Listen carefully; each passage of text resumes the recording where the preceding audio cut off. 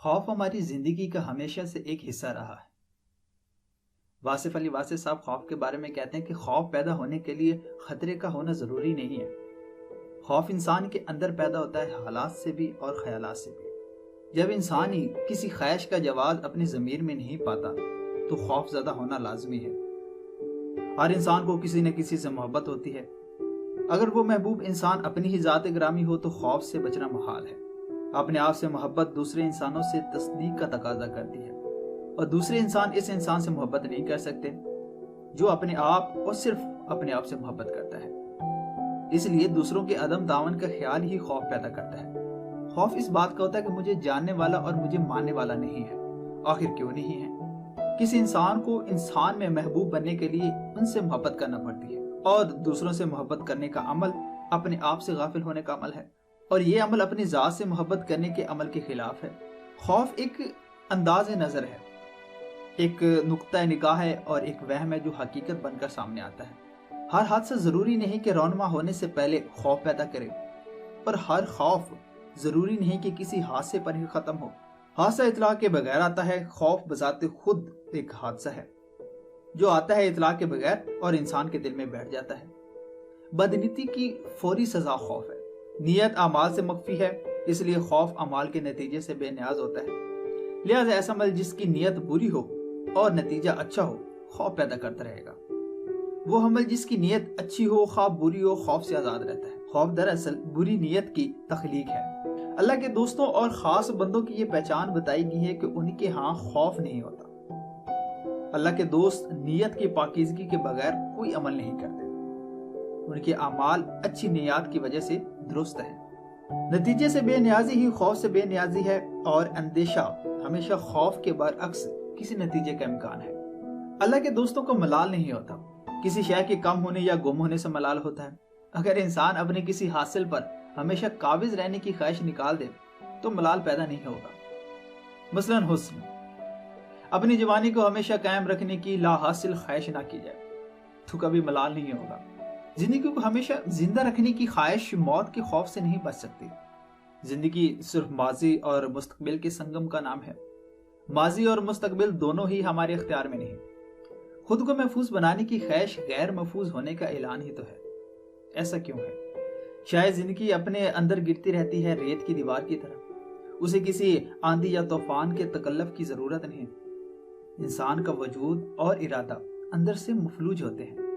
बाहर के मौसम तो हमेशा वही रहते हैं, बहारें और खिजाएं आती जाती रहती हैं, लेकिन हम अपने अंदर बेनाम अंदेशे पालते रहने की वजह से यकसर बदल जाते हैं और फिर हमें ना बहार रास आती है और ना खिजा। इंसान अंदर से टूट जाए तो तामीर हयात की किताबें मदद नहीं करती। खौफ उस इंसान को उस इंसान से आता है जिसको वो खौफ ज़्यादा करता है। हमारे रुतबे और मर्तबे उन लोगों में खौफ पैदा करते हैं जो इन मरातब के खा हों।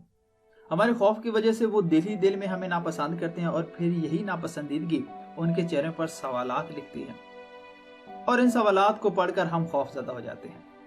अमीर आदमी जब गरीब को नाराज देखता है तो उसे उनसे खौफ महसूस होता है कि ये गूंगा खतरा अगर जबान खोल दे तो जाने क्या होगा। हर जालिम को मजलूम से खौफ महसूस होता रहता है। डरने वाला ही डराने वाला बन जाता है। हम जिस दुश्मन से डरते हैं वही हमसे डरता है। बॉर्डर के पास हमारा खौफ परवरिश पाता रहता है। जिसने हमारा सुकून बर्बाद किया उसको कब चैन नसीब हो सकता है? ये कानून फितरत है। अंधेरा उजाला एक दूसरे से डरते रहते हैं। पैसे गिनने और जमा करने वाला गरीब होने के डर से सो नहीं सकता। बाकी लोग हुकूमत से डरते हैं, हुकूमतें बगावतों से डरती हैं और डरना भी चाहिए। तलबा असाज़े से डरते हैं और असाज़ा तलबा से डरते हैं।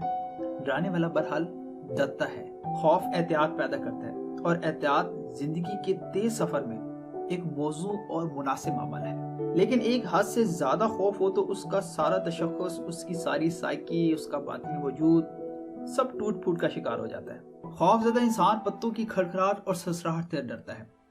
वो आने वालों से डरता है, वो हर एक शय से डरता है।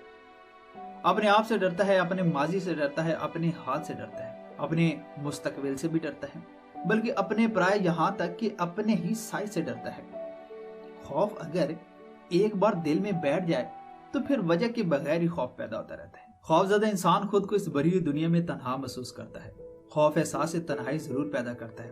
خوف زدہ انسان کی مثال ایسے ہے جیسے کسی وسیع صحرا میں تنہا مسافر کو رات آ جائے، اور جب انسان اپنے وجود سے بے خبر ہو اسے اپنے وجود کا احساس بھی مشکل سے ہوتا ہے۔ لیکن خوف سے بچنے کا واحد مناسب اور آسان طریقہ یہی ہے کہ انسان میں خدا کا خوف پیدا ہو جائے۔ یہ خوف ہر خوف سے نجات دلاتا ہے۔ انسان اپنے آپ کو اللہ کے سپرد کر دے تو ہر خوف ختم ہو جاتا ہے۔ اگر منشاء الہی کو مان لیا جائے تو نہ زندگی کا خوف رہتا ہے، نہ موت کا، نہ امیری کا، نہ غریبی کا، نہ عزت کی تمنا، نہ ذلت کا ڈر۔ سب اس کے انداز ہے، وہ جو چاہے عطا کرے۔ ہمیں راضی رہنا چاہیے، ورنہ ہماری سرکشی اور خود پسندی کی سزا صرف یہی ہے کہ ہمیں اندر سے دبوچ لیا جائے۔ جب زمین والے کے بعد ہماریاں حد سے بڑھ جائیں تو آسمان سے عذاب کا دباچہ خوف کی صورت میں نازل ہوتا ہے۔ ممالک، حکومتیں، معاشرے، تہذیبیں، افراد، غرضے کے ہر ذی جان خوف زدہ ہوتا ہے۔ ہر شخص یہی محسوس کرتا ہے کہ نہ جانے کب کیا ہو جائے۔ جب انسان خدا سے دور ہو جائے تو سکون انسان سے دور کر دیا جاتا ہے اور اس کی جگہ خوف اور اندیشہ مسلط کر دیا جاتا ہے۔ انسان جب انسانیت ترک کر دے اسے خوف سے بچانا مشکل ہے۔ خوف اور مسلسل خوف، بے وجہ اور بے معنی خوف ایک عذاب ہے۔ اس کرب مسلسل سے بچنے کا واحد ذریعہ یہی ہے کہ انسان خوف خدا رکھے۔